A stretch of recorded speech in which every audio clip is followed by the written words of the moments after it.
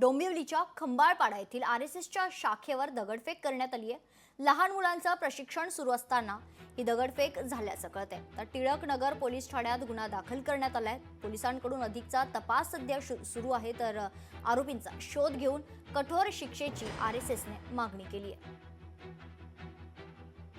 काल रात्री कचोर गावात वीर सावरकर बाल शाखा या नावाने एक शाखा चालत असते।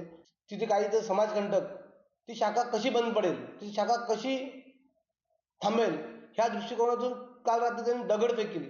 त्या दगडफेकीत कोणाला काही इजा झाली नाहीये, तरीही ती तक्रार आम्ही टिळकनगर पोलीस स्टेशनमध्ये केलेली आहे।